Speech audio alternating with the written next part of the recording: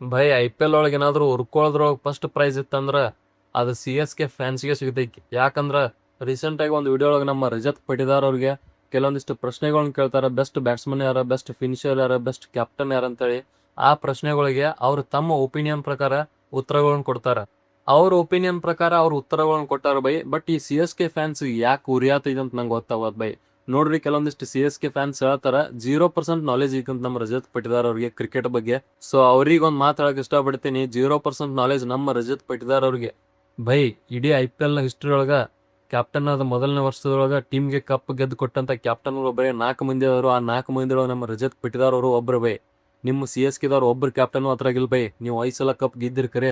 ಅದು ಇರ್ಲಿ, greatest captain ನಿಮ್ಮ ಪ್ರಕಾರ ಯಾರು ಅಂತ ಕೇಳಿದಾಗ ರಜತ್ ಪಟಿದಾರ್ ಅವರು ರೋಹಿತ್ ಶರ್ಮಾ ಅವ್ರ ಹೆಸರು ಹೇಳ್ತಾರ. ಬೈ, ರಜತ್ ಪಟಿದಾರ್ ಅವ್ರು ತಮ್ಮ ಹೆಸರು ಹೇಳ್ಕೋಬಹುದಾಗಿತ್ತು. ಯಾಕಂದ್ರ ಕ್ಯಾಪ್ಟನ್ ಆದ ಮೊದಲ ವರ್ಷದೊಳಗ ಕಪ್ ಗೆದ್ದು ಕೊಟ್ಟಾರ. ಬಟ್ ಅವ್ರು ಹಂಗೆ ಹೇಳಲ್ ಬೈ. ಅವರು ರೋಹಿತ್ ಶರ್ಮಾ ಅವರು ಬೆಸ್ಟ್ ಕ್ಯಾಪ್ಟನ್ ಅಂತ ಹೇಳ್ತಾರ. ಅವ್ರ ಚಾಯ್ಸ್ ಬಗ್ಗೆ ನಮಗೂ ರೆಸ್ಪೆಕ್ಟ್ ಐತ್ ಬೈ. ಬಟ್ ನೀವು lockdown kids CSK fans 0% knowledge ಅಂತ ಅವ್ರಿಗೆ ಏನಾಯ್ತಿರಿ, ನಿಮಗೆ ಎಷ್ಟು ಪರ್ಸೆಂಟ್ ನಾಲೆಜ್ ಐತಿ ಸ್ವಲ್ಪ ಚೆಕ್ ಮಾಡ್ಕೋರಿ ಬೈ. ಬಹುಶಃ ರಜತ್ ಪಟಿದಾರ್ ಅವರು ಅವ್ರಿಗೆ ಕೇಳಿದ ಪ್ರಶ್ನೆ ಒಳಗೆ CSK ಟೀಮ್ ನ ಒಬ್ಬ ಪ್ಲೇಯರ್ನು ತಗೊಂಡಿಲ್ಲ ಅಂತೇಳಿ CSK ಫ್ಯಾನ್ಸ್ಗೆ ಉರಿಯತಿರ್ಬೇಕು. ಬೈ, ಪ್ರಶ್ನೆ ಕೇಳೋರ್ನವ್ರು ಫಿಕ್ಸಿಂಗ್ ಟೀಮ್ ಯಾವ್ದು ಬೆಸ್ಟ್ ಅಂತ ಏನಾದ್ರು ಕೇಳಿದ್ರಂದ್ರ ಖಂಡಿತವಾಗಿಯೂ ನಮ್ಮ ರಜತ್ ಪಟಿದಾರ್ ನಿಮ್ CSK ಟೀಮ್ ದ ಹೆಸರು ತಗೋತಿದ್ರು ಬೈ. ಸೊ ಇವಾಗ ಬಹಳಷ್ಟು CSK ಫ್ಯಾನ್ಸ್ ಕಮೆಂಟ್ಸ್ ಒಳಗೆ ಹೊಯ್ಕೋತಾರ. ಅವ್ರಿಗೆಲ್ಲ ನಮ್ಮ RCB ಫ್ಯಾನ್ಸ್ ನೀವು ಆನ್ಸರ್ ಕೊಡ್ತೀರಂತ ನಂಗೆ ನಂಬಿಕೆ ಐತಿ. ಹಂಗ ಎಲ್ಲಾರು ನನ್ನ ಪೇಜ್ನ ಫಾಲೋ ಮಾಡಿ, ಹಂಗೆ ವಿಡಿಯೋನ ನಿಮ್ಮ ಎಲ್ಲ ಸ್ನೇಹಿತರಿಗೂ ಶೇರ್ ಮಾಡಿ.